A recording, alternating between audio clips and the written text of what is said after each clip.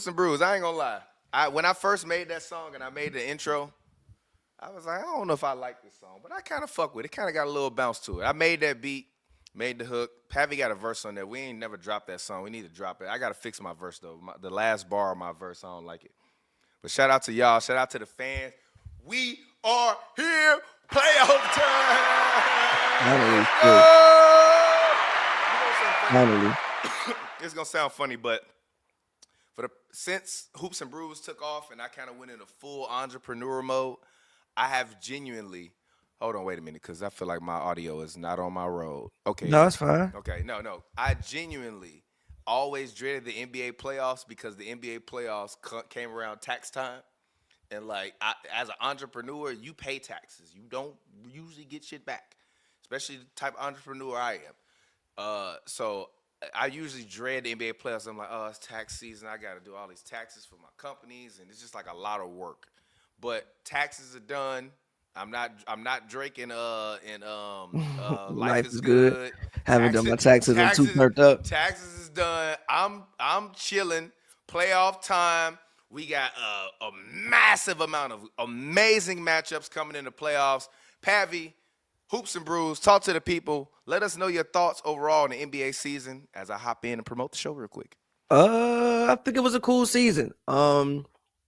Yeah, I think it was a really interesting season. I think it was obviously the first year where I think you really saw like what the new CBA rules would do to teams. Even like Luka getting traded, or I think the Suns were trying to trade KD for most of the season. Like just even the unpredictability of coaches getting fired. You know what I'm saying? Like we've never seen coaches get fired, at least in my lifetime that I can remember, this late in the season. So I think we definitely saw some things that we hadn't usually seen. Like I said, the trade deadline, that was probably, well, not probably, the Luka trade was, as far as massive trades that I can remember. Now, granted, I'm not gonna say it's the biggest trade ever because obviously Kareem got traded, Will Chamberlain got traded. But of trades that I've seen, especially in season, that was the most massive trade that I've ever seen in my life. So I think that like added something to the season. And yeah, I just think it was a good season. You saw like a lot of young guys kind of like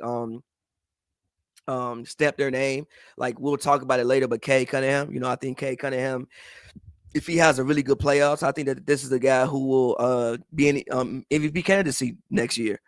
So even a guy like A-Man Thompson, I think he kind of jumped off the screen. I don't want to say he became a household name, but I think that he's a name that in like NBA circles people are talking about. I think he didn't become a household name, but he put himself on the path to becoming a household name. Yeah, like he's a name that people in NBA circles, like if you watch the NBA, and even if you watch it casually, at this point you've probably heard that name before. I think the Knicks being good again, and really good, like actually having a chance to legitimately do something in the playoffs is obviously great for basketball.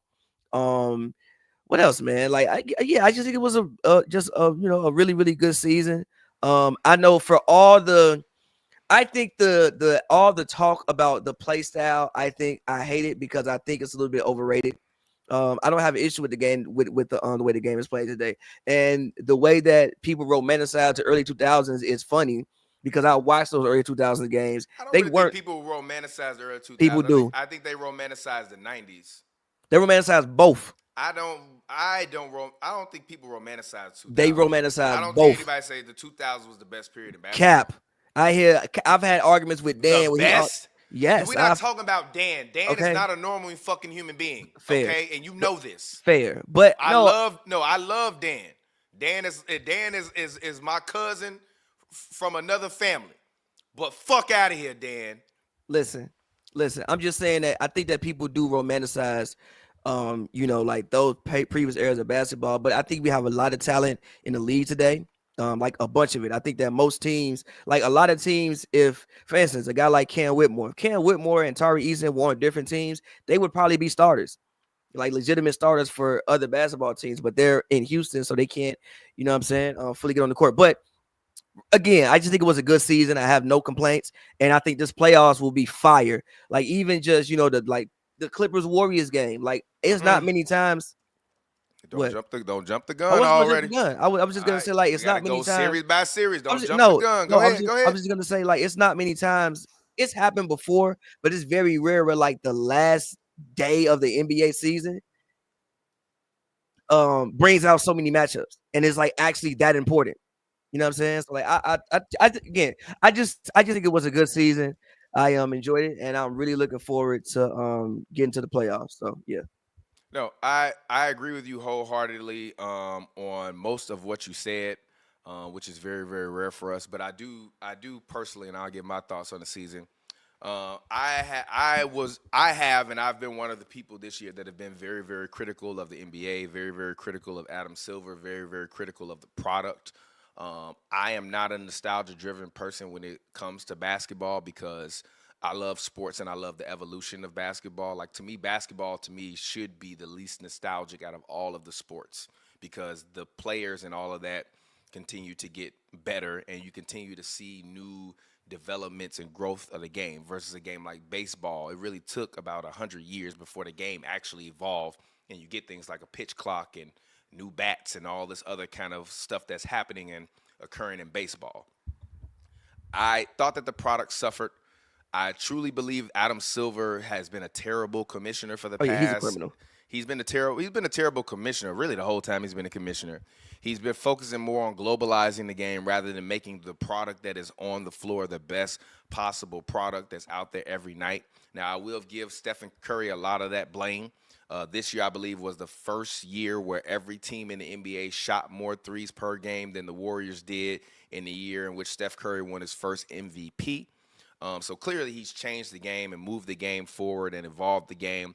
I think that nostalgia Pavy speaks about is just more in regards to the physicality of the game. I think in terms of nostalgia, you see a similar parallel between the NBA and the NFL when it comes to the physicality of the game. Like to me, football in the 90s and the 2000s wasn't better than it is now, but the physicality of the game added a level of excitement to every single play of the game that made it that much different. Like I don't think Patrick Mahomes would go in any generation and struggle. I don't. I think he's a supreme talent, but I do think that the physicality of the game will make his game a little bit different than what it is. And I think what we're seeing in the pushback has been in large part due to the lack of physicality. But I also feel like teams like Detroit, Houston, Cleveland have brought back a lot of the more physical style of defense and nature to basketball. I like the grit, the nastiness. I think we're going to see a lot of bloodbaths in this playoffs. I think we're going to see a lot of upsets or things that we would deem to be upsets, and I'm excited for it. So you want to go ahead and you want to talk about the play-in? What you want to talk about first? We can talk about the play-in. All right, cool. So let's go ahead and hop on in here. Play-in time. Hold on one second. Let me zoom in on that. All right. So NBA play-in. Which way you want to go? We can, I mean, just get Kings Mavericks out the way. All right. Who you got? Kings, Mavericks. Mavericks. I think the Kings have been literally reeling. I think they've like what I don't quote me, but I think over the past month they've been extremely below 500. I think they've been reeling recently. And just when I look at the matchups, you got Lively back, you got Gafford back, you got AD back.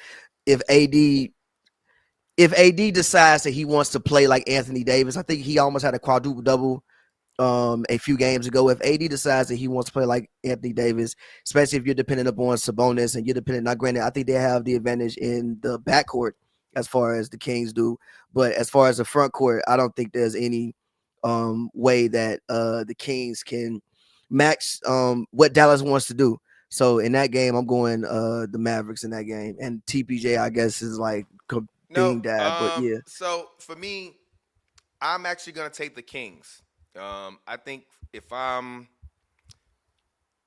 all, it's funny. All of the conspiracy theories surrounding the Mavericks and what they were doing kind of feel like they're true. Revenue is down in the bars around the city. Attendance is down. And I really feel as though they are not in a position where they want to compete. So to me, what do they have to gain by making the playoffs and not being in the lottery? So to me, I think regardless of what Anthony Davis will do, Oh, that could be in the lottery. No. Regardless of what Anthony Davis will do, I expect DeMar DeRozan to come out and actually have a great game that game. And you know what? I'm actually going to get this guy who I've been talking trash about, who you at one point in time said was the best shooting guard in the league. Liar. Zach LaVine. I expect Zach LaVine to go out and drop 40 and they win. And it's going to sound funny, but I expect the Kings to play the Warriors. And I don't know if Golden State is going to the playoffs. How the fuck do you draw up a play for Buddy Hield at the end of the game? I don't know why the drill play for Buddy Hield, but Steve Kerr, you do good dope. Brother, you do good dope. Nah, I mean, I just think Dallas is gonna win this game. Like, I don't think they're gonna make the playoffs. I think making the playoffs is a ambitious goal because I don't think they'll win 2 games, but I think they'll beat the Kings. I think that they're just a better team than the Kings when healthy, and I think everybody's playing. So I think, well, outside of Kyrie, but I think they're just a better team than what the Kings have. Yep. So let's move on. East play-in. I just want to do this real quick because I know I got on the jacket, but I want to give a shout out to the Baby Bulls 2.0. Fuck Jerry Reinsdorf. He is a basketball war criminal. He just likes his money, and as long as the stadium is full, he's not interested in building a good team. But I will like to give AK a big shout out. Matas Buzelis, I believe in 2023 was projected to be the number 1 overall draft pick. He wound up dropping to the Bulls. They drafted him. I truly believe this kid is going to be a superstar. His handle is crazy. His finishing at the rim is crazy. He got a nice euro. He got a nice little floater. He can shoot the 3 ball. I think he has to improve a little bit more on his mid-range scoring and his ability to be able to score with his back to the basket, because I think as people get more tape on him and he grows a little bit more and gets a little bit more stronger, he will be able to utilize post positioning. I actually think Matas Buzelis is – I got a hot take. You ready? Hot take. I believe that Matas Buzelis of the Chicago Bulls will be a better and have a better overall NBA career than Cooper Flagg will. I was literally just about to say I think Matas is what people think Cooper Flagg is. I think he's going to. Okay. Yeah, I think he's going to, pull it off. As far as the Bulls, number one, kudos to the Bulls. The Bulls finally did, I think, what people wanted them to do, right? Which was like you've been saying for years, like, oh no, the Bulls need to break it down, rebuild. I think they broke it down and rebuild. They tried to tank, but they realized this team is too good to tank. And once you got Zach out the way, I remember even like when I was talking about the Caruso trade last year when Bulls fans were mad, I was like, brother, you can go trade, you can get picks. You might not get a pick as good as Josh Giddey. Now I know Josh Giddey had his, things, whatever that, I think people let Josh Giddey's off the court activities affect what people thought about him on the court. It wasn't that he wasn't a good player. It's just that him and Shea don't fit. Like Shea, he's not Shea, but like that don't mean he can't play. Like I think he's a poor man's Jason Kidd. And then also I think it's a poor man's Jason Kidd offensively, not defensively. I don't think he can guard like Jason Kidd, but offensively, I think it's a poor man's Jason Kidd. And then you pair that with Kobe White. The Giddler? Yeah. Okay. Josh Giddey. And then you pair that with slaughter your daughter. And then you pay that with Kobe White. Like Kobe White, bro, like ever since Zach has been gone, he's basically been Zach. You haven't really missed anything. I'll put it this way. I think that the problem with Zach LaVine and Kobe White is that I do agree with you. They are redundancies, right? But Kobe is too small to play a true point guard. That's not true.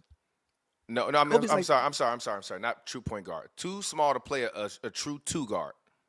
But Josh is big enough to guard the 2s and still play a true point guard. So now you kind of swap their role. Does that make sense? Like I'll put it this way. Caruso can't run offense, right? But he can play defense, rebound, pass the ball, do gritty things that you need, right? Zach LaVine can score, and they put the ball in his hands in large part a lot to run the offense. Now, if you get rid of Caruso and Zach LaVine, you basically put the ball in Giddey's hands, who's still going to do the same thing Caruso can do, but he can also give you 20 on a good night, right?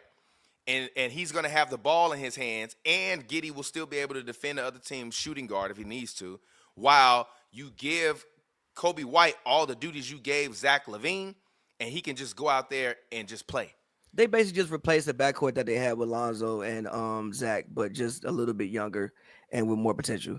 And yeah, but also like from the positioning standpoint, they switched up. I mean, yeah, I know what you're saying, but you know what I'm saying? Like, yeah, okay, like okay. It's a much different dynamic. Kobe, okay, of having 6'3" Kobe White. Kobe's, I don't think Kobe's 6'3", bro. Kobe like 6'4", 6'5". Kobe's not a small guard. Kobe can play the two in today's He's NBA. listed as 6'5". I don't believe he's 6'5". I think he's 6'5". No, I think he's 6'5". Kobe is That's not all a small guard. Hair. It's all that hair. Kobe. I've never seen him in person. If Donovan Mitchell, who is like 6'1", can play shooting guard, Kobe White can play shooting guard. The thing is just that you basically just Donovan Mitchell has a lot more physical gifts than Kobe White, and a lot more athleticism, and is a lot stronger. He's stronger. Faster, he's stronger. Faster, he's stronger. Faster. No. Listen, he's stronger for sure. As far as like a lot more athletic gifts at this, I don't want at this stage. KD, I'll take KD on the Bulls. No, keep I Devin don't want Booker any of away these from the Bulls. people. They keep just build. You and grow. don't even like the Bulls. Just build and grow. But getting back to the play in, I also actually like what Miami has. I like Pavy and Mitchell. I like Tyler Hero, even though Tyler Hero took one of the worst shots in the history of basketball. Let me switch the graphic back. Damn, go ahead. Even though Tyler Hero put one of the worst shots in the history of basketball. Last time that they played, I think they were down 4 when he stole the ball from Kobe, was on like a one-on nobody break, pulled up a 3 and missed it. But I also like what the Heat did as far as resetting their team. I think you finally put Bam at the forward spot, which I think is better for him. I think at center he was always kind of like undersized, but you have Ware there. I forget his first name, but you have Ware there. Now you put Bam at the 4 and give Bam more of like a scoring role, and also like kind of use him like a Draymond type role, but a Draymond type role that Draymond could actually score the basketball. Tyler Hero, obviously, he's got what they get you 24, 25. But as far as in this game, I'm picking the Bulls, bro. The Bulls been rolling. And like we said on previous podcasts, I think Billy Donovan is better when he coaches teams like what he has now than when he coaches teams where you have a bunch of stars. I think like I don't want to be disrespectful and call him a college coach, but this team, to me, currently, as a consultant, feels more like a college team than it does like, you got a team like the team he had with OKC, right? So yeah, I'm personally going with the Bulls to win this game against the Heat because they've been rolling. So yeah, I'm going with the Bulls. Yeah, for me, I am going to go with the Bulls, obviously because I'm a Bulls fan, but I truly believe that. And I said this a while ago. I think that the Bulls will get an opportunity versus Cleveland to steal a game. And I think for them, that'll be such a confidence builder going forward for the next season. I think that we'll actually see some movement from the front office this offseason, even if it's just a means of requiring good veteran guys to surround what you believe will be this core. Because even the fact that Lonzo is back and playing consistently off the bench, you have your 6th, 7th man or that guard you need off the bench to come in and replace Giddey. Now, I think, I know you're very big on Vucevic. I don't really like Vucevic that much. I've never really liked Vucevic that much. I want them to get rid of him. And I think that they need to go and try to find a young athletic big man in the draft, try to get you a nice, multi-combo type of wing that can play alongside Buzelis. And build for the future, man. Well, they tried to pay one, but like they overpaid Patrick Williams, and he hasn't literally given you anything. Patrick Williams been horrible. They paid him. Patrick Williams might have been the worst player in the NBA this year. He wasn't the worst player in the NBA. Actually, who's the worst player in the NBA this year? Terry Rozier. I'm gonna refrain from commenting about him because I have a lot of things to say. I'm gonna go with Terry Rozier. I'm not upset at that. Grizz versus the Warriors play-in 7-8 matchup in the play-in. Come on, Pavy. I need to know. I'm gonna take the Warriors out of respect, right? I'm gonna take the Warriors out of respect, but I'm not gonna hold you. They don't have to win this game. this is not a foregone conclusion. Memphis, since they fired the coach, Memphis has been playing a lot better. Ja Morant, listen, he throwing grenades, but he been balling. And if you remember the play in a few years ago, the Grizzlies knocked the Warriors out. They've had some playoff series against each other. This always been tightly contested. The one series Ja got hurt. I still think the Warriors would have won that series, but it would have been a much more contested if Ja didn't get hurt.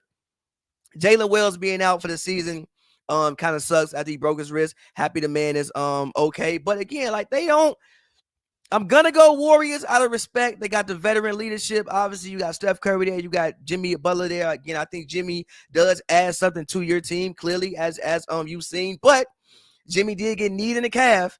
If we remember it late in that game, Kawhi hit Jimmy. He got like knee in the calf. He came up a little bit gimpy. Jimmy also, scoring wise, hasn't really been scoring in Golden State. I think that people's like, oh, it's okay. He's been defending, he's been guarding, he's been doing all like the little things, but like he ain't really been getting buckets like that. So if you can find a way, like if Steph is having an off night, though, like you can find a way to offer some resistance to Steph, it might get quiet. But I'm still gonna go to Warriors to win this game. But like I said, it would not shock me. It would not at all shock me if the Grizzlies won this game and ended up playing the Rockets as the 2-7 seed. All right, I'm not upset at that. For me personally, I'm gonna actually take Memphis in this series. I think that Memphis size will give the Warriors a lot of issues. I forgot which person on TNT commented about it. It might have been Shaq or Chuck, but they were commenting about Zach Edey's speed and his ability to be able to recover up the floor after a rebound, and that being one of the biggest questions that people had in regards to him because of his size and his foot speed coming into the NBA. I think Zach Edey has shown that he will be a very solid NBA player for a long time. You got Aldama down there. You got Jaren Jackson down there. I think the Warriors are going to have a very, very tough time in the front court. And if I'm being honest, if I'm the Warriors, I don't want to play the Rockets. I would much rather, and wait, we can talk about it in a second. I would much rather play the Thunder. I think the Thunder are young, unproven, but also this is the thing about the Thunder. They aren't nasty. The Rockets are very nasty, gritty. They're dirty. They're in your face. They're going to foul Steph Curry, make it a very tough and physical and difficult matchup. Versus the Thunder, it's going to be a matchup of finesse and who can out-finesse that team to win that matchup. So if I'm the Warriors, if we lose this game, so what? If we win the game, so what? Now, I do believe that either way, the Warriors have a chance to win their first-round series. But I'm looking at Memphis to come out and really establish themselves in the paint, come out and dominate. I'm looking for a 36, 9, and 6 performance from Ja Morant with 2 steals and a block. And I'm looking to see some grenades being tossed into the crowd. Duck down. Take cover. What do you think about my take, Pavy? Let's argue. I think the stat line was funny, but I don't disagree with it. What you mean? What you mean? 36 points, 9 assists, 6 rebounds, 2 steals, and a block. That's a phenomenal game from Ja Morant. That would be a incredible game. As far as the Rockets, I'm with you. I think I saw shout out Daniel Belts. He was like, why aren't teams throwing games to play the Rockets? Because I don't think the Rockets are that sweet as people think the Rockets is, bro. That defense is a real thing. If we remember a couple weeks ago, and it wasn't like they wasn't playing for nothing, Steph Curry got held to 2 points. Yeah, even though they complained about fouls after the game, but you ain't get fouled that fucking much. Look, Steph, I love you, but you've been looking like you've been getting scratched by bears for a decade, bro. I don't want to hear that shit. Listen. Look at Jokic. I will say this: if you look at a picture of Steph Curry's arms and Jokic's arms, it literally looks like they have a Rottweiler that don't know how to play well with them. Because their arms just got all these massive scratches from people grabbing and pulling on them. So I understand the physicality can be a little overbearing at times for guys like Steph Curry and Jokic because it's hard to call a foul on every play. You know what I mean? But I don't want to hear that shit. Teams for the last 2 weeks have been literally in playoff mode. Unless you were eliminated, you've been in playoff mode. So that was a playoff game. The game versus the Clippers was a fucking playoff game. And Steve Kerr called a fucking play for Buddy fucking Hield. I mean, yeah, but again, yeah. So I don't want to hear none of this shit about no fouls or nothing other than that. Fuck all that. Go out there and ball. In the words of Michael Irvin, Steph Curry, Buddy Hield, Jimmy Butler, Draymond Green. Nobody believes in you. What are you prepared to do about it? Also, I would love to ask, what's going on with Jonathan Kuminga?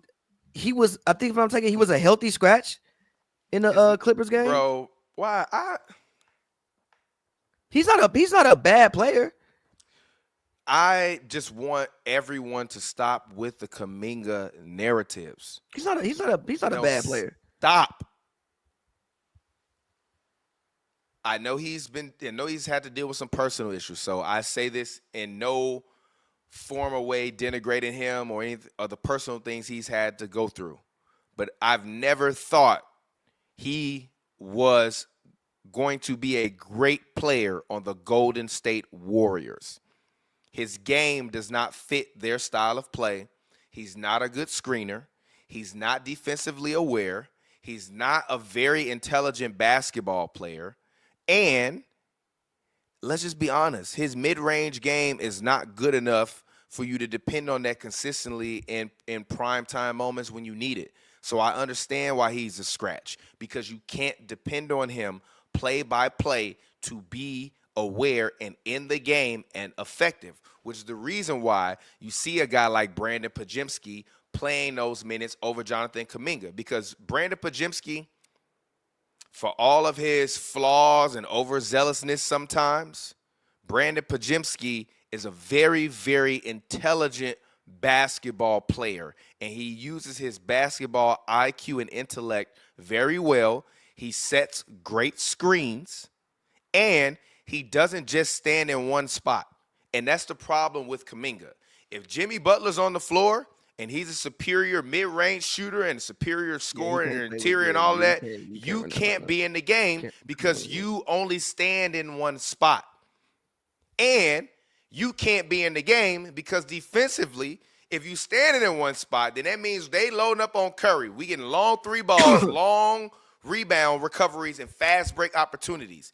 If you're not getting back and being on your defensive assignments properly, we're going to get smoked in the fast break. We're already undersized. I'm sorry, Kuminga, but you will have a great career on the Charlotte Hornets one day, or on the Portland Trail Blazers, or on the Phoenix. Or nah, he can't play on Portland. They got too many wings already. You know what's funny? Huh? On Portland? He can't play on Portland. I don't care where he goes. He's not going to be in Golden State. Go to Brooklyn. Fine, go to Brooklyn. Make some money. Go to fucking Brooklyn. Send the Warriors Cam Thomas. I'm not trading you. I'm not trading Cam Thomas. I'm just sign him to an offer sheet that they not gonna match. He a restricted free agent? Yeah. Oh, I didn't know that. I thought he had one more year. No, one more year restricted left. free agent. All right. So Grizz Warriors, we talked about that. Let's go ahead and move into the mid Masters matchup of the Eastern Conference. Atlanta Hawks versus the Magic. 7-8 matchup. Hold on. Wait. 7-8 matchup. Hold on. Sorry. Let me take this off the screen. 7-8 matchup we got going. Hawks Magic. Pavy, talk to us. What do you think? What do you feel? Obviously, you're a Trae Young fan. The Hawks have shown a lot of growth with their younger players this year. Obviously, they aren't the team that they were when they were competing for Eastern Conference championship a few years ago. But what are your thoughts overall about where this team is, where they can go? Obviously, you've been a day one Trae Young truther. What are your overall thoughts about the Hawks this season and the Magic, and then how they'll play into this matchup? Because I know last year you were very fond of both of these teams. I'm not saying you thought they were going to win the championship, but you were just fond of the growth and where the trajectory, where they can head. And now it kind of seems like they're both in a middling territory. The Hawks 40-42. Magic finished basically 500 after a great season last year. What are your thoughts, Pavy? I'm actually very curious to hear that.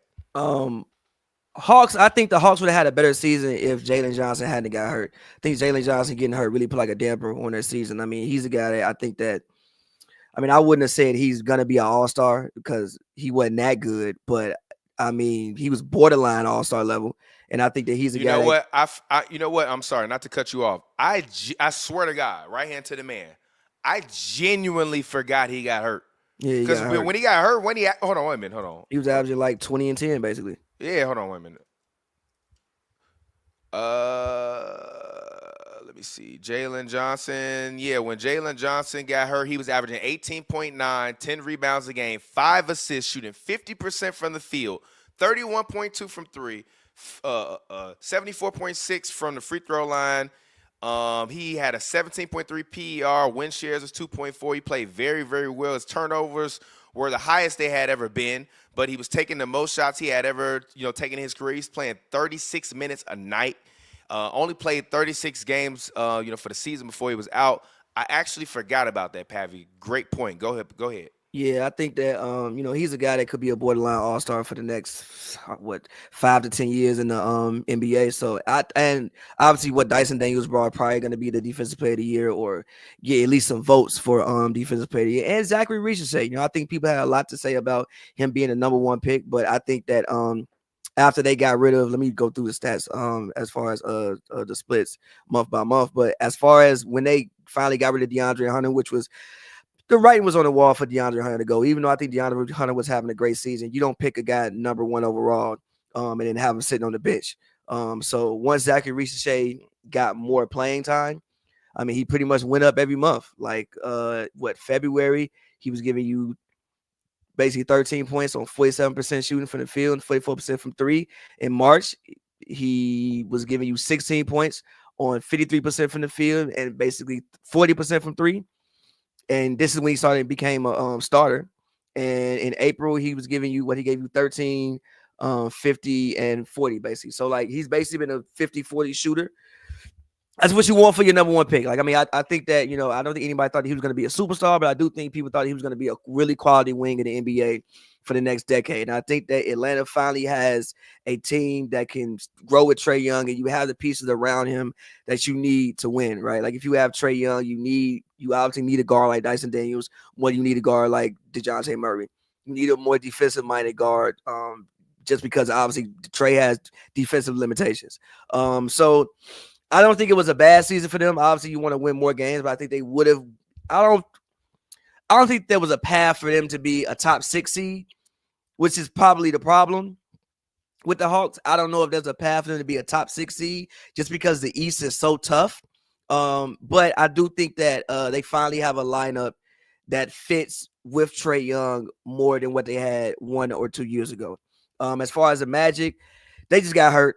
I think if they would have been on the court, obviously Jalen Suggs was out, Paolo got hurt, Franz got hurt, Mo Wagner tore his ACL. They were just riddled with injuries. Also, I think you probably wanted more from KCP than what he gave you. I don't think KCP, when you paid KCP that money, I think you probably wanted more than what he ended up giving you. Like, he gave you literally in 77 games, he gave you 8 points in 29 minutes. And he shot 34% from three. Granted, everything was worse. Granted, obviously, it's a difference between playing with Jokic and leaving Jokic and trying to do it on your own. Again, I remember watching the Olympics. I remember what Jamal Murray looked like with Canada. And I remember what Bogdanovic looked like with Serbia. And I know what Jamal Murray looked like when he with Jokic. That wasn't the same Jamal Murray we saw in the Olympics. So it might be a thing with KCP. Jokic got that man paid. Because the KCP that we saw in Denver and the KCP we saw this year in Orlando was not the same guy. So I think you probably wanted more from KCP, which is probably disappointing when you paid him that money. But again, I think the main thing for the Magic is that they just got hurt. Like, I think Paolo is still on the way to be a top 10 guy in the league. Franz, top 15 guy in the league. You got those two guys for probably the next decade. So yeah, I just think that they just got hurt.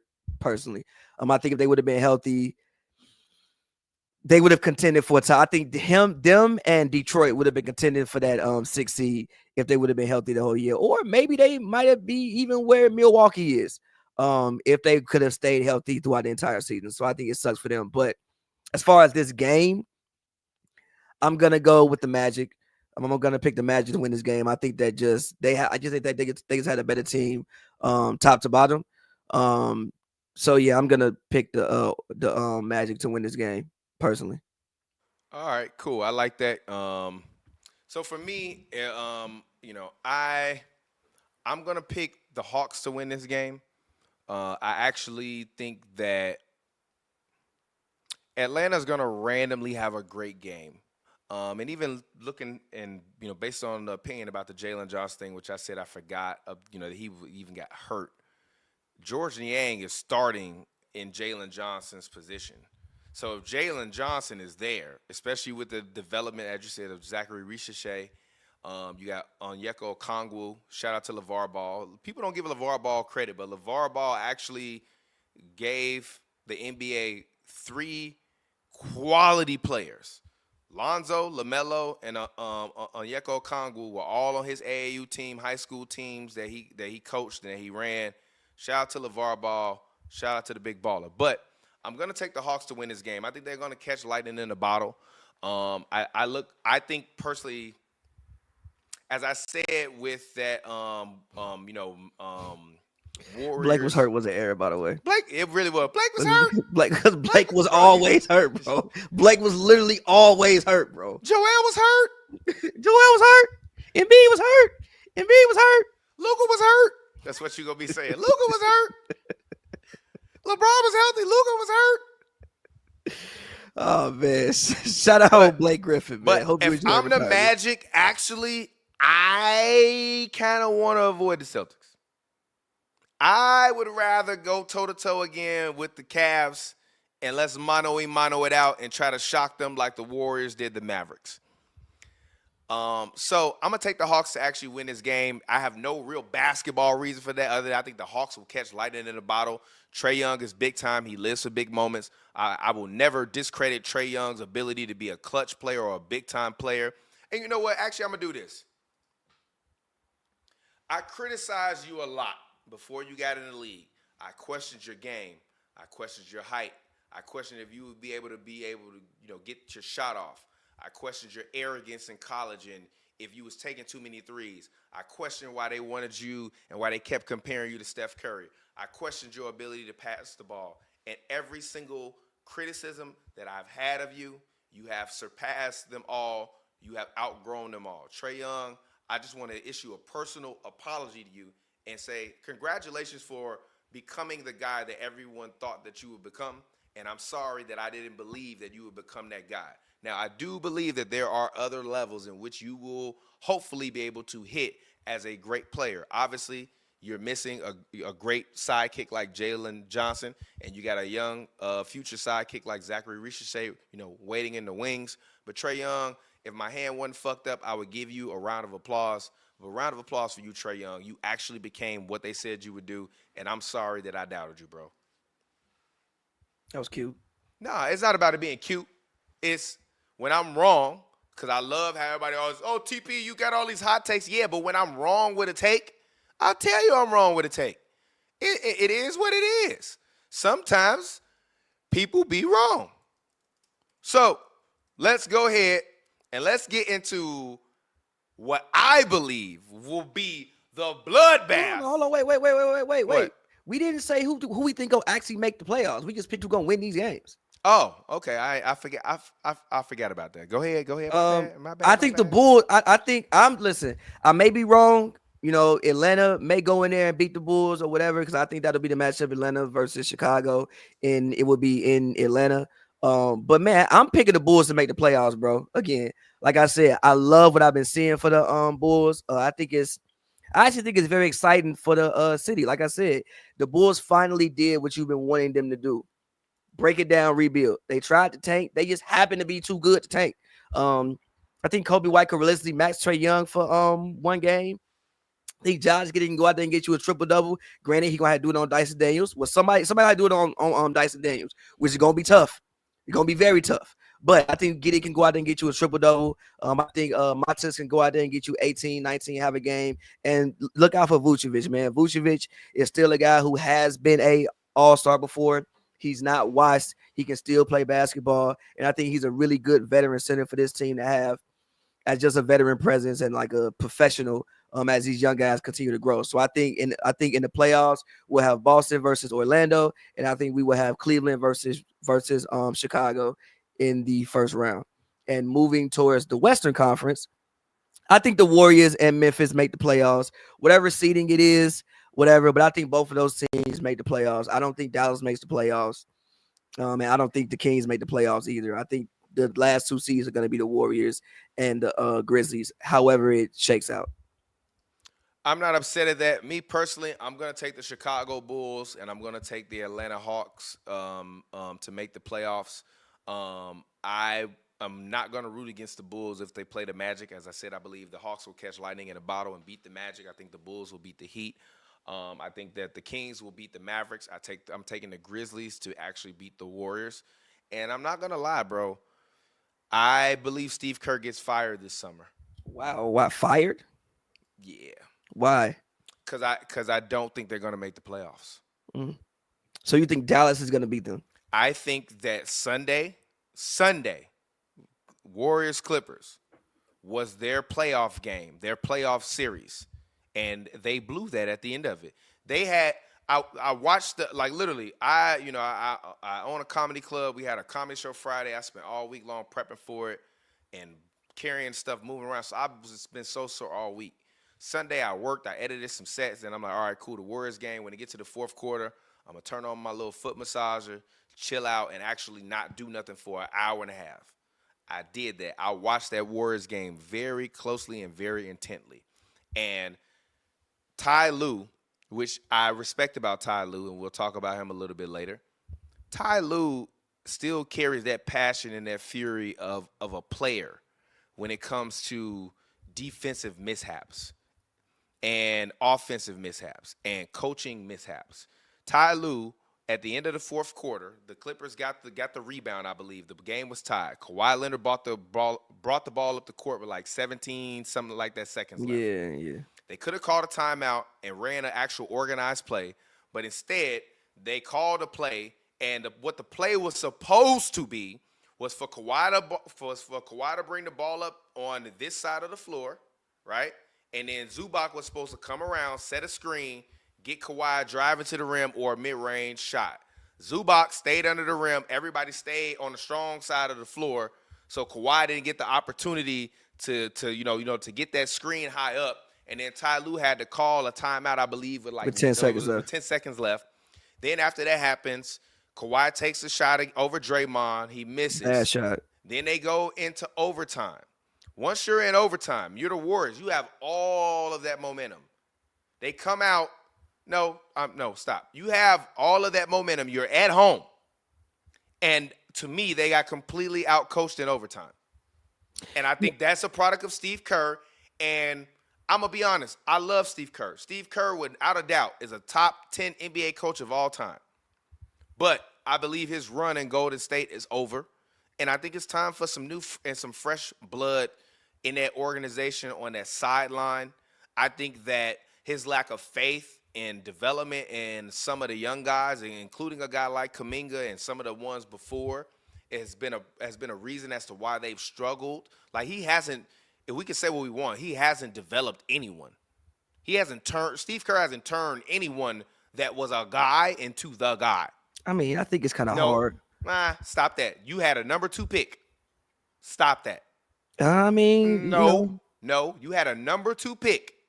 And all personality things aside, if you're one of the GOATs, you should be able to get something out of that number 2 pick. And he got absolutely zero. Yeah, but can I? So, yeah, but no, yeah, wait, but hold on, let me finish. hold on. Let me finish, and then you can retort.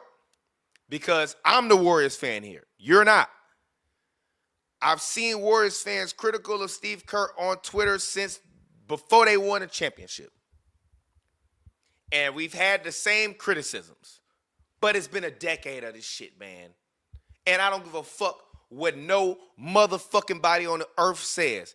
If you have Jimmy fucking Butler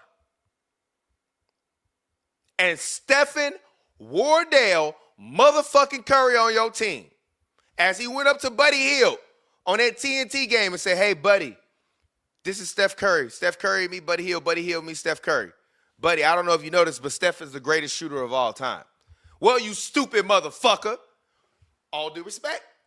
If you got enough balls to say that to Buddy while you mic'd up, why the fuck Would you give him the ball to shoot the ball at the end of the game? That shit sounded like World War III, clanking off the goddamn side of the backboard. They're not going to make the playoffs. I hope they do, but they're not. And when they don't, Steve Kerr is out of here. I'm done. Feel free, retort. I don't think Steve Kerr's getting fired, regardless of what happens. I think that at this point, again, you just paid Jimmy Butler. You paid him for what, 2 years? So I think you just try to run it back and see what you can get out of next year with like a full training with a full season of training camp or whatever. I don't think there's any way Steve Kerr goes anywhere this offseason. Now, if they have a disappointing season next year, he might go somewhere. As far as the not developing people, I think it's just kind of hard, bro. Like the Wiseman thing, the Wiseman thing was just weird. Number one, also, that was what we forget about that draft was that was one of the weirdest drafts, and that was probably the weirdest draft in NBA history because of the COVID situation. You had no tournament, you couldn't really scout people. You know what I'm saying? Like so. And Wiseman, he played 2 college games, sat out the rest of the year. So he was basically a myth coming in. And the COVID thing was just in general kind of weird. And you draft him. Y'all are bad that year because Clay's hurt, everybody's hurt. And then the next year, you're trying to win a championship. When you're trying to win a championship, it's hard to develop guys. And also, in the middle of his development, he started to get hurt.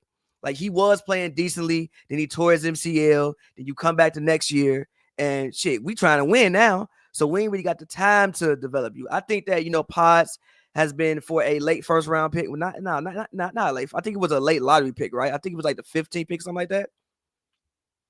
If I'm not mistaken, right? He was like the 15th pick. Yeah, I think for a guy that was a 15th pick, I think Potts has developed into, a guy that you look at like he'll be in the league 10 years. Moses Moody is a guy. He'll be in the league 10 years.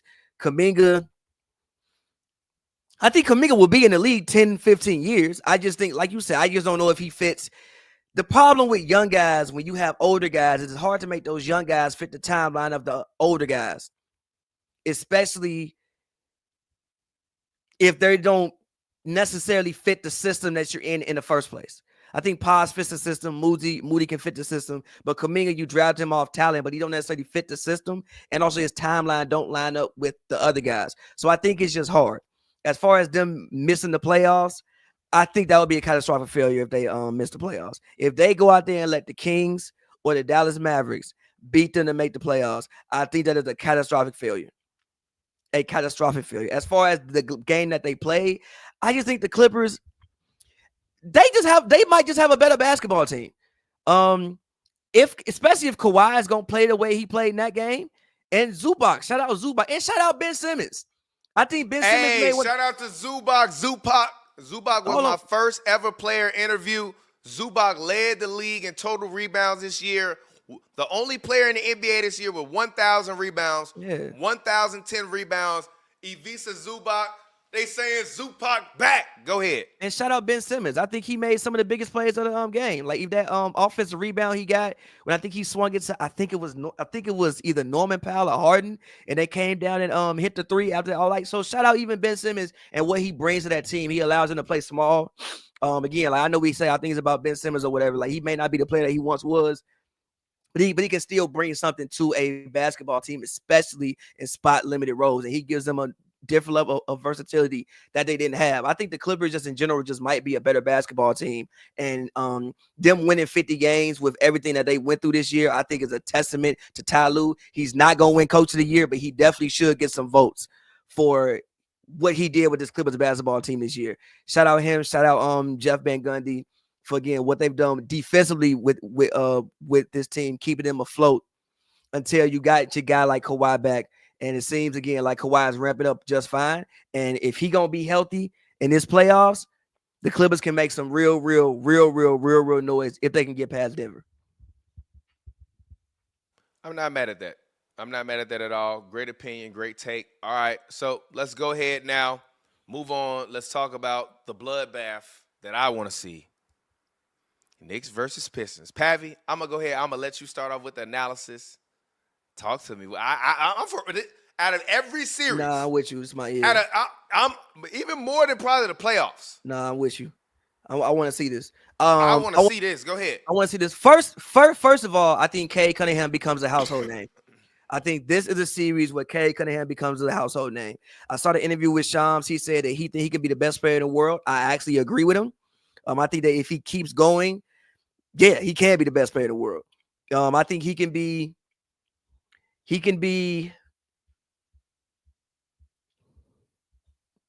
I'm gonna say this, and I don't mean this. No, I'm not gonna go that deep. I think that he was about to fucking lie. I can hear it in your voice. I'm You was about to lie. You was about to get old school Pavy cooked on the internet. You was about to get old school Pavy cooked on the internet. Go ahead. I think that he can be what Penny Hardaway was supposed to be if he never got hurt. Brother, you do good dope. What? Why are you doing that? Why are you making that face? What? What? You do good though. What's wrong with what I just said?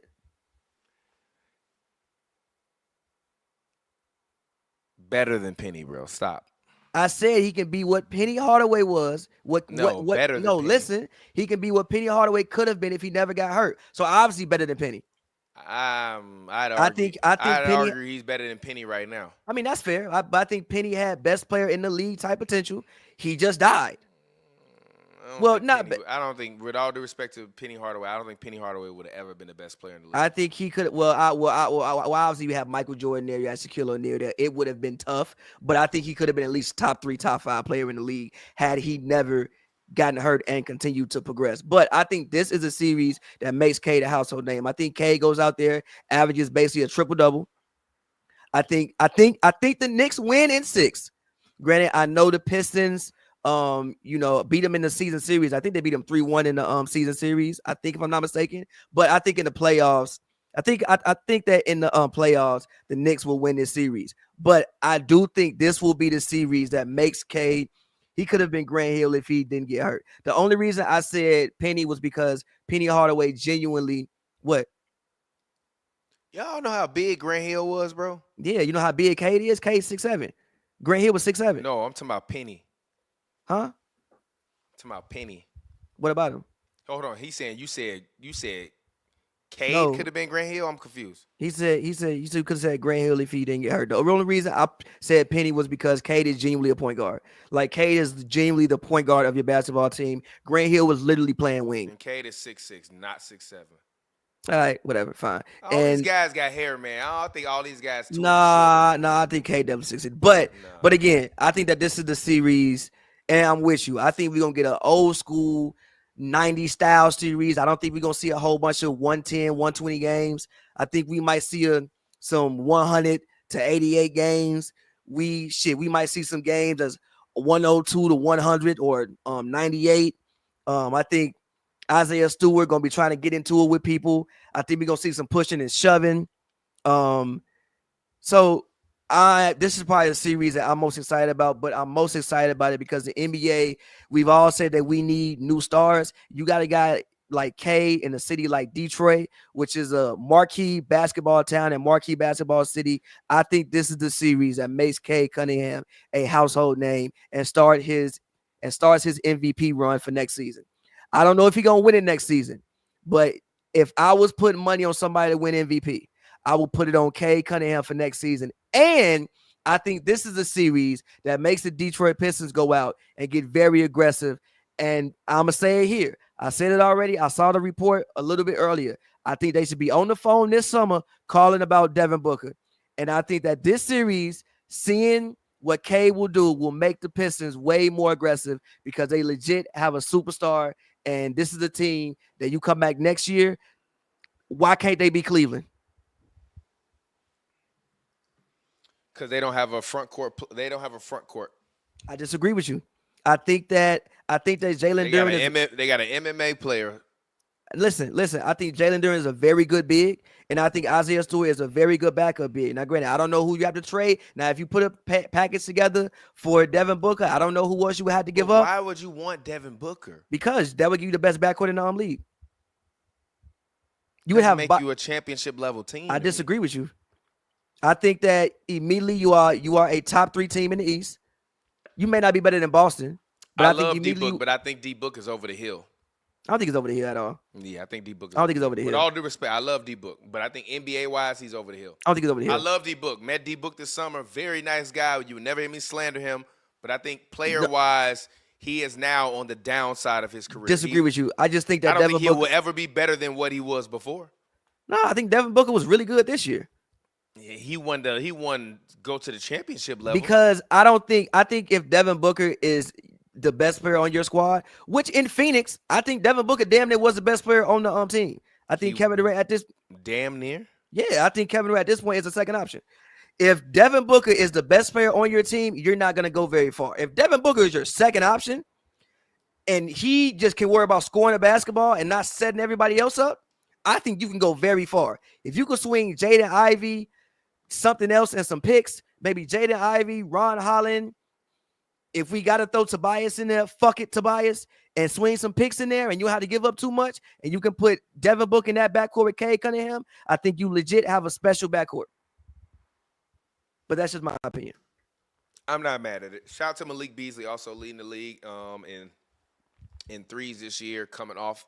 Hell fucking no. I'm not finna play in Milwaukee my whole life to go to Detroit. You lost your damn mind. Yeah, you fucking nuts. You're Fuck no. You're knucking. Boy, you better get me to Golden State or get me to Miami or get me to somewhere else. I ain't going no hell no. Yeah. So let's move on. Bucks no, you ain't give your opinion. Oh, my bad. You right, my bad. It's Pavy. I say he to start for a reason. So my take: Knicks versus Pistons. All right. Number one, bloodbath. I expect multiple ejections. I expect about 8 technicals this series. I expect a couple torn ligaments. I don't know which side, but I know it's going to happen. But I also expect one of the greatest NBA playoff matchups in history. I expect this to be a new and defining generation for not only young Detroit Hoopers, but also young New York Hoopers that are now will see these guys in this iconic future matchup and say, that's why I wanted to hoop. I would like to first give a shout out to Cade Cunningham. Played very, very well this year. I would like to give a shout out to their coach. Did an incredible job this year. I don't believe he's coach of the year. I still personally believe Ime Udoka is coach of the year, given what he did with that young Rocket squad. But the Knicks played tremendous this year. The Pistons played tremendous this year. My biggest question mark in this series is going to be Jalen Brunson. I wonder if Detroit's physicality will anger him in a manner that turns him into a dominant force or anger him in a manner where he's off. Because I will say this, like watching Pistons and Rockets games, it's a fun watch, but it's a hard watch. Them games be some, in the words of JR from WWE, some slobber knockers. Real tough, hard-nosed fought games. So I think it really boils down to Jalen Brunson. I think OG Anunoby has a chance to be the X factor for the Knicks in this entire playoffs if they want to get to a championship run. Sonny Lee, if you love the Knicks, you should go to every fucking game, even the ones in Detroit. If we can get OG 3-6, the OG going to turn it into Michael fucking Jordan. But for this series, I'm going to take the Knicks, but I'm going to take the Knicks in 7 in a very closely contested 7. And if the Pistons wind up pulling it off, I would not be surprised. But I do think that this is Cade Cunningham's coming out party to the league. And I know Pavy has been questioning if we will have an American-born MVP. I think Cade might be that guy. He's going to be the one. Cade, damn, that might be our only hope. I don't know if Tatum going to ever get it. Cade or Cooper. They will definitely give it to Cooper Flag, white ass. Yeah, but I don't think Cooper. I'm not as high on. I think Cooper Flag will have a very long NBA career, but I think at best, this is the great at best. I think at best, Cooper Flag is Scottie Pippen. Why are you walking off? If you tell somebody they Scottie Pippen, that ain't a great fucking career. I fucking hate, bro. I really don't like you, G. Why? I really don't fucking like you, bro. Why? Why? On everything I love, G. I really don't like you. No, listen. I think you've been doing this shit for 8 years. No, listen. 8 years. No, listen. Bro. I think worst case scenario. No, listen. I think worst case scenario, Cooper Flag is Andre Kirkalenko or Josh Smith, and I think best case scenario, he's Scottie Pippen.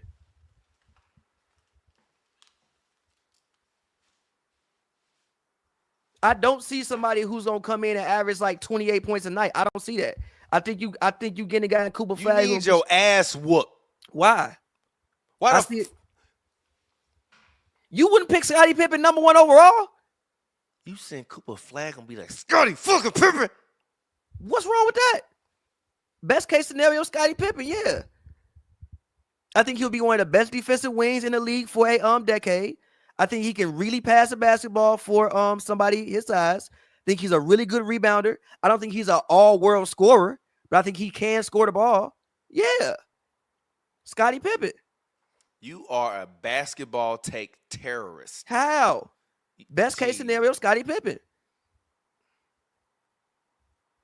What?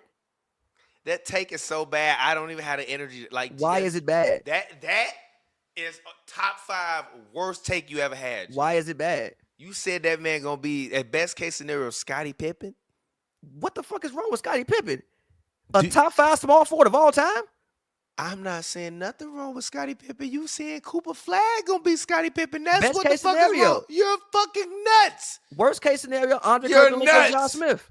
Best case scenario, Tom Chambers. Fuck out of here. No, geez, no. Disrespecting Scottie Pippen like that. He gonna better Tom Chambers. Man, cut your fucking camera off and go drink some wine and some shit. He gonna better Tom Fuck Chambers, wrong bro. with He you? gonna better Tom Chambers, bro. No. You lost your rabbit ass mind. Best case scenario, you out of your goddamn mind. Worst case scenario, he ain't gonna be no fucking Scottie Pippen. Worst case scenario, Kirkalenko or Josh Smith. That type of like player. What's wrong with you? What is wrong? What is wrong with you? That's what I'm saying. We've been doing shit for 8 years. That's what I'm saying. We've been doing shit for 8 years. How the fuck do you still manage to surprise with this bullshit? Scottie Pippen? Best case scenario. Worst case scenario, Kirkalenko, Josh Smith, that type of guy. I think he'll make some all defensive teams, may make a few all NBA teams. That motherfucker gonna be Richard Jefferson. Goofy ass. If he Richard Jefferson, that's nuts. Well, fuck out of here, man. If he Richard Jefferson, no, stop that. That's a lie. Richard Jefferson is number 55 all time on NBA games played. Do not front on Richard Jefferson. Yeah, but you're not picking Richard Jefferson first overall. I swear to God, if you pick Richard Jefferson first overall, you lost your mind. You're not.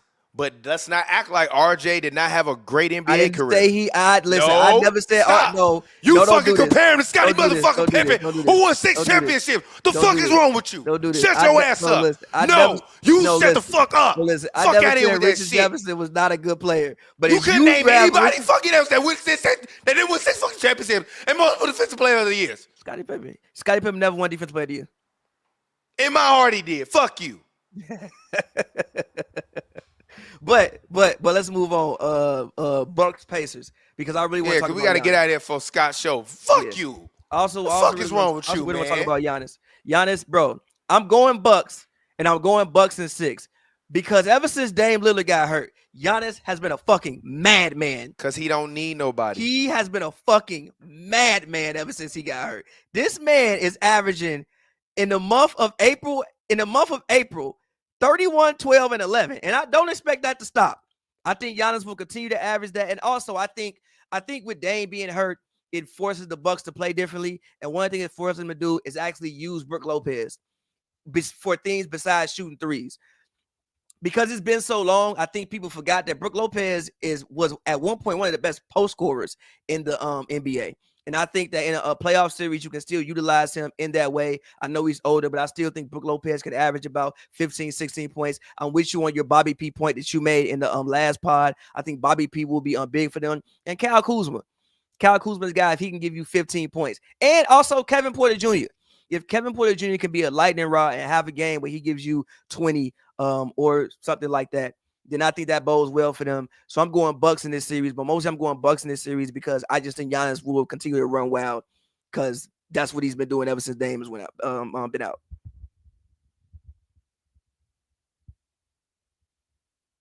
You muted. I know I am. I still can't believe you said that shit. Yeah, whatever. Bucks versus Pacers. I am actually going to take the Bucks, but they're either going to win in 5 or they're going to lose in 6. That's such a swing. Nah, not really, because I think with this Pacers team, especially with what you saw last year, I don't know if the Pacers turn on the pace, no pun intended, and really push the ball and get the ball moving up and down, and they're splashing threes and playing well, and Siakam is playing well. I don't know if the Bucks will have enough offensive firepower to be able to match them. And I don't personally think this series boils down to defense. I think it boils down to offense, because I don't believe that the Bucks have the defensive capabilities to shut down teams. I think maybe in years past they could have. I don't see that same level this year. I think they can outscore and outpace teams when possible. But I think this series really just boils down to how bad does Giannis really want to be regarded as a top 10 player of all time? Because I think that is starting to teeter a little bit in the balance. Like when they won a championship, I'm like, all right, he can get there. I think he's sitting now, to me, in that top 25 to 30 range. Oh, what? No, he's higher than that. You lost your damn mind. No, I'm fine with that. If you want to say he's 10 to 20, I'm fine with that. If you want to say he's 10 to 20, I'm fine. I promise you, I'm fine with that. But if you want to start to crack and be in the conversation of the GOATs, which he has never been in, you have to have multiple defining runs. He only has one. He's been hurt in large part for in the playoffs, random freak accidents, injuries, etc. This is the year you're 100% healthy. There's nobody in the way. This is the time, if you're going to take yourself and elevate yourself to be in that top 10 conversation. Like, I think right now, Giannis is like below KG, but they like right there. I don't agree. He's above KG to me. Nah, not yet. Here's why he's above KG. More MVPs, just as many Defensive Player of the Year awards, just as many rings. Above KG to me. And KG lost in the first. I know it wasn't all his fault. I know it was not. Giannis got 2 MVPs. Yes, 2. I know. Granted, I know it wasn't all KG fault, but that he lost in the first round a lot. Oh, damn, Giannis too got 2 MVPs. 2 MVPs and 1 Defensive Player of the Year. Never mind. No. Never mind. I don't know why I'm thinking he had 1. Giannis Antetokounmpo is the second greatest power forward of all time. As we currently stands right now, Tim Duncan is first. And he probably won't catch Tim Duncan. Interesting. Giannis is the second greatest power forward of all time. Interesting. Okay. All right, I ain't mad at that. So which series you want to move on and talk about next? What's else in the East? I mean, let's do the set series first because we don't know about the other ones. You want to do Clippers? Clippers Nuggets. All right, hold on one second. Clippers Nuggets. Make the graphic. We going 7. Clippers Nuggets. Go ahead, Pavy. I think we going 7. I think we going 7 because I'm gonna put respect on Nikola Jokic's name, but also I think Zubac can offer Jokic way more resistance this year than what he has in years past. But also I've been at games. I've seen Zubac do very well against Nikola Jokic. I forget that was one game last year. I think I was sitting like in like the floor seats for the game. He defended Jokic very well. Like he's physical against him. You know, he can't just like push him around at basically like the same size.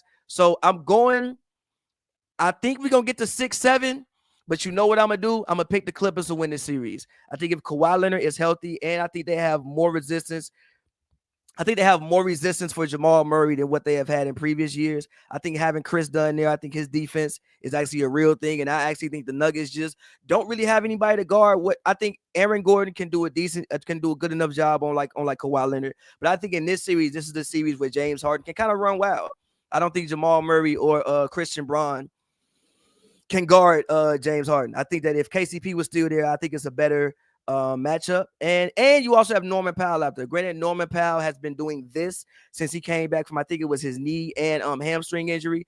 But if he can kind of get back to the level of play that he was before and get you around like 18, 19 points, you don't need 25 like he was giving you, especially if you got Kawhi out there. And if Kawhi is going to be Kawhi, then you can lock in 27, 28 points at 50% shooting if Kawhi is going to be Kawhi. And again, also, I think, like I said, with Ben Simmons being there, I think it gives you a way to just play differently. You can go small, and you couldn't really realistically go small before. And this is the first time And shit, I don't even know today that the Clippers, for the most part, have a fully healthy roster. I think if you look at the injury report, it ain't nobody on it besides maybe Nick Batum.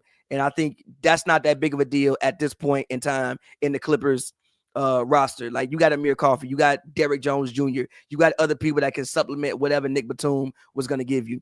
And I also remember the defense of Derrick Jones Jr. last playoffs. It was a real thing. And the defense from guys like him, PJ Washington, shit, even Kyrie Irving, I think was more of a reason why the Mavericks made the playoffs than just Luka scoring the ball. So if you give it to me, I'm going Clippers in 6. I know I said we was going 7, but I'm going Clippers in 6. Clippers in 6. I think that Ty Lue and Jeff Van Gundy will figure out a way to get it done. And yeah, especially if Kawhi is going to be healthy, Clippers in 6, in my personal opinion.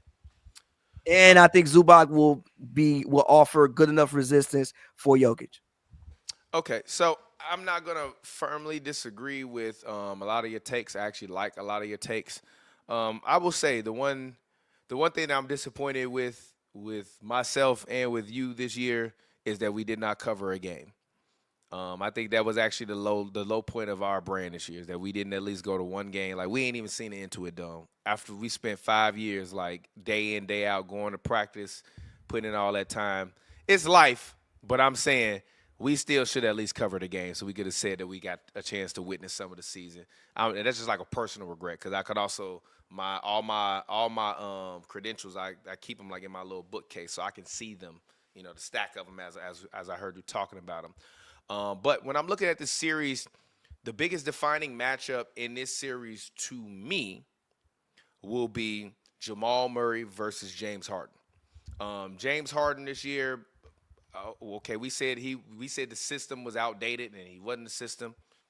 I would say he proved us wrong, but I've been calling him small game James on this podcast for 8 years because when the playoffs come, I feel like he don't show up.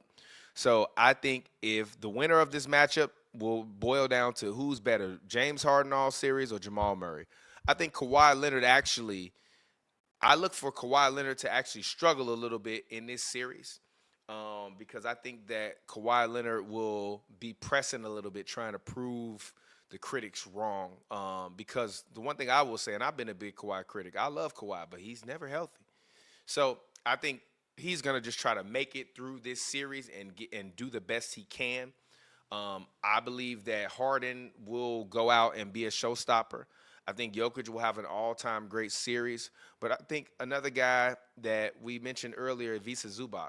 I'm looking for Zubac. If the Clippers want to win this series, I need 18 and 15 from Zoo. And if Zoo can give me 18 and 15, which throughout the season he's done that consistently multiple times, I believe that the Clippers can be successful. I'm not really looking at the Clippers others and questioning others versus others because the difference is the Nuggets have some others that have still been a part of that championship team, even if they were younger or whatever. The Clippers don't really have a ton of guys that have championship level experience. So I think it'll really boil down to Harden. And then the second factor to me, and the X factor in the whole series, is Tyronn Lue. As I mentioned earlier, Ty Lue is a very, very passionate coach. He knows when he makes mistakes. You can see it on his face in the game during the camera. I think now Ty Lue's biggest nemesis to me in the West is gone. His biggest nemesis is Mike Malone. The Nuggets been whooping the Clippers' ass night in and night out for years. Like, I remember back when Jokic weighed like 360, going to cover a preseason and a early season Clippers Nuggets game. Back when he was like 360 and he smacked their ass. He looked like he was 360, bro. He probably was. He was 360. Jokic was fat as fuck back then. He was big, but he wasn't. And all I kept thinking when I was watching, I'm like, yo, if he drops some weight, he gonna be killing people. He dropped like 60 pounds and started whooping everybody's ass. But at the same time, Mike Malone, regardless of what you feel about him, was a master at adjustments and X's and O's. Tyronn Lue's biggest nemesis is gone. So, to me, this is a toss-up. I don't know who to pick, but if you had to ask me who I'm going to pick, I'm going to take the best player in the world over aging guy who could never get it done in the playoffs and a guy whose knee is always questionable. So I'm gonna take the Nuggets, and I'm gonna take the Nuggets in 6 because if it goes 7, they won't win because the Clippers got the 4 seed, right? No, the Nuggets got the 4 seed. Okay, yeah, I'm sorry. Nuggets got the 4 seed. Okay, I'll take the Nuggets in 7 then. If the Clippers had home court, I would have took the Nuggets in 6. Since the Nuggets have home court, I'm gonna agree with you. We can go there. All right, let's move on and let's talk about the matchup that everybody wants us to talk about. We want to talk about it. I want to hear your opinion on it. Timberwolves versus I don't Lakers. even have any actual basketball reasoning. I just want the Lakers to win the series. We need this. We need Luka and LeBron in the second round. First of all, we need this first round series. We need Ant yelling at LeBron, yelling fucking obscenities at Bron and Luka. We need Luka to fucking ISO on Rudy Gobert a million times and shoot fucking step backs. We need a Bron versus Randall matchup. We need this series. I'm picking the Lakers to win in 6. I don't even have any actual basketball. Well, number one, I think that like matchup to matchup, I think that they'll probably try to like bring Rudy away from the basket. They'll try to do their best to get him off the court. Anthony Edwards gonna fucking run wild. I have no idea what they're gonna do about Anthony Edwards, but I have ideas about what they could do to everybody else. I think they could like not shut down Randall, but I think Bron and Vando and all those guys like that are enough to like offer, and Rory are enough to offer Randall some resistance. I think Anthony Edwards is gonna do disgusting things to Austin Reeves and to Gabe Vincent and they'll probably spend some time twitching it up with Vando and some of the other guys with Dorian Finney-Smith. Probably see some time on him. I'm sure Bron will see maybe like a certain segments of time on him, but I think Ant go average like 35 points and nothing can be done about it. But like I said, I'm going and I'm really interested about who the Timberwolves decide to put on Luka Doncic. Think with LeBron, you can kind of get away with Randall. But I think the matchup probably for Luka would probably be Jaden McDaniels, but Jaden McDaniels is kind of slender and Luka's kind of big. So like I think Luka can physically win that matchup. Because I remember even in the playoffs last year, it was times and moments when Jaden McDaniels looked like he was about to rage quit dealing with Luka. So I'm gonna go Lakers to win this series in 6. We also need the Lakers to win this series in 6. We need a Lakers, hopefully a Lakers Warriors second round series to get to the Western Conference Finals. We need this, or even the Lakers Grizzlies, or even the Lakers Rockets would be even dope. So we need the Lakers in the second round. We need LeBron and Luka to stay in the playoffs. So I'm going Lakers in 6. I'm not upset at that take. I personally believe that this series will boil down to Julius Randle. Julius Randle had the worst year of his past, I'd say 4 or 5 year, career span this year. Lowest percentages, lowest everything really across the board. He did come on and start playing better as the season started to end. But I personally think that this series will boil down to can Rudy Gobert stay on the floor? If Rudy Gobert can't stay on the floor, the Lakers are going to win this series in 5. If Rudy Gobert can manage to average 28 to 30 minutes a game this series, the Timberwolves will win because the Lakers don't have enough size and strength in the front court to be able to match the Timberwolves, especially with Naz Reid coming off the bench and being able to add that dynamic scoring element that they have. So to me, when I'm looking at the Timberwolves, you need a guy like Rudy Gobert to actually be a good defensive anchor.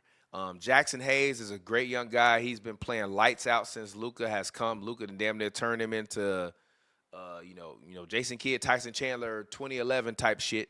But I'm just looking at the Timberwolves, and I feel like, Anthony Edwards has a will to be great that a lot of these young guys don't. And although, people have a lot of criticisms about his personal life and what he does with his dick, when he's on that court, he's playing lights out, he's locked in, he's a great player and a great young superstar. So I'm looking for Ant Edwards in the same manner in which I said Giannis can take his, legacy and escalate himself into the top 10. I think Ant Edwards, this playoff run, can start to begin to push himself into that top 120, 100 NBA player of all time conversation with a good playoff run. And that starts with sending LeBron James old ass home and sending Luka Doncic home and making Lakers fans say, damn, we shouldn't have traded for Luka. And I think that if the Timberwolves are able to swarm on defense, really make sure that guys like Rui Hachimura, Gabe Vincent, and Austin Reeves don't have good series, I think they will be okay. But if AR-15 is going to go out there and average more than 18 a game, it's going to be a long series for the Timberwolves, and I'm going to take the Lakers to win in 5. But if Rudy Gobert is able to stay on the floor for more than 30 minutes a game, the Timberwolves will win this series in 7. This will be a great series, and I think we will get one of the greatest playoffs of all time. You mean in general? In general, but I'm saying that. But I'm saying that to me, as I said with every matchup, I picked no sweeps, right?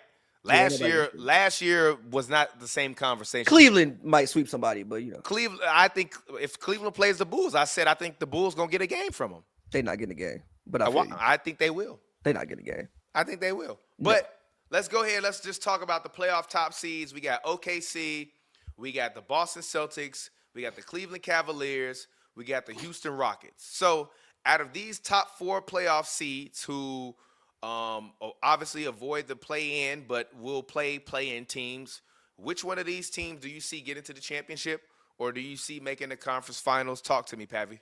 I mean, Boston. I'm still picking Boston to win it all. I still think Boston has the best team, and I think when healthy, they had the best team top to bottom. And I don't really see a reason as to why I wouldn't pick them. I think it'll come with more resistance than what came with last year. I think their road this year will probably be harder. But that also depends on. Let me look at playoff seeding. Yeah, I think how hard their road is depends on what happens with Knicks Pistons. Sorry. I think if the Knicks win, I think that road becomes a lot harder because I think that the Knicks have built their team literally to be able to guard everything that Boston wants to do. I think if the Pistons win, Boston probably gonna win in 5. Because I just think that I don't think they have the defenders to be able to deal with everything that Boston wants to do. So if I'm looking at all those teams, if I had to pick any team to again make the playoffs, like I said from start of the season, I'm picking Boston to go back to back. I think they have the best team, and I don't see as to why, with the experience they got last year with winning it, even with the experience the coach got last year with winning it, and Tatum, and Brown getting a taste of championship glory. I don't understand why. I don't see a reason why they can't repeat it this season, especially if everybody's going to be healthy and on the court. So, yeah. Okay, I'm not mad at that. For me, I think out of all these teams, the team with the best chance to get back to the championship or get to the championship is obviously the Boston Celtics. I think they've been waiting in the wings or whatever the fuck the saying is, and they just wanted to make it through the season healthy. I talked about it last episode where I said that. To me, the biggest improvement I noticed this year with Boston was that the others became stars in their role. When you look at guys like, a Peyton Pritchard, a Sam Hauser, a Luke Cornett, those guys were stars and maximized their role. And you already had a championship core of Derek White, Drew Holiday, Tatum, Brown, Al Horford, and Porzingis. To me, top to bottom, they still have the best 1 through 9 in the league. So it's going to come down to a matter of, can you out-scheme the psychopath that is Joe Mazzulla? And will Jason Tatum and Jaylen Brown be able to show up night in and night out and be the superstars that they've shown themselves to be since they came into the league? I would personally believe that they will. I think the Celtics will definitely make it back to the conference finals. Now, I will say this. If we get Celtics and Cavs in the conference finals, I'll have to talk to you at that point in time, because by then I would assume that both teams will have been through some really tough battles, because as I said, I believe this will be one of the greatest NBA playoffs of all time, and then I'll let you know who I'm picking between those two. In the Western Conference, I have no idea who's going to make the conference finals. I believe that the Lakers will make the conference finals because that's what the NBA wants to see. And I think if the Warriors make the playoffs, It will be Lakers Warriors conference finals, and then we're gonna get a Lakers Celtics repeat because that's the perfect ending of the script.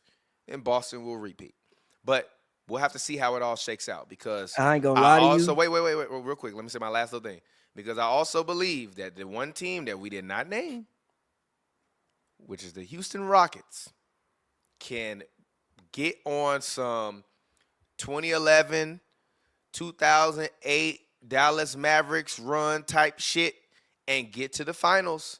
And who's to tell anyone that those young guys won't be stupid enough to believe that they can win and that a guy like Ime won't want retribution after being ousted out of Boston for sleeping allegedly with that executive's wife. Pavy? They not making the finals, but I feel you. Man, I honestly, I want the battle with LA, bro. Clippers, Lakers? I want the battle with LA, bro. Well, we better start messaging the Clippers PR right now. Hey, we want to cover a game. I want it right now. I want, you know what? I want the battle with LA, bro. I think that would be a really, especially now that like both teams have their own stadiums and they're not all in one thing. Like, I think it's even more of a real thing now. Like, yo, we got to go to Inglewood. Y'all got to come downtown. Like, I want the battle with LA. What? You said that like they so scared to go to the Intuit Dome. Ooh, we gotta go to the Intuit Dome. I'm just saying, bro. Like I'm just saying. Like I'm saying. Like you know, you got to go there. Y'all got to come here. We at different stadiums now. We are fully separated from each other. We got a better stadium. Facts. They have a better stadium. I ain't even seen it. I know it's better. Better stadium. I want the battle of LA. I want the battle of LA to go to the NBA Finals. That's what I want to see is a battle with LA. And then yes, I think we would all love. But you know what? I don't think that's gonna. I don't think that can happen. Why not? Oh no, it can. They on different sides of the bracket, I think. Oh, they are? Okay. Yeah, I think.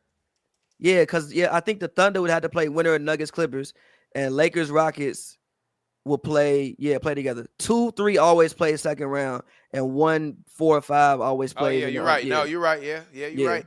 But on different sides of the bracket. So they got identical records. No, the Battle of LA would be iconic. Battle of LA. That's Battle of LA, Cavs, Celtics or Celtics Bucks in the conference finals. Ratings bonanza. And if the Lakers make the finals, they are gonna get lambasted by the Warriors. But it's all love. I mean, no, not the Warriors, Celtics. They're gonna get lambasted, but they might get swept. But it's all love.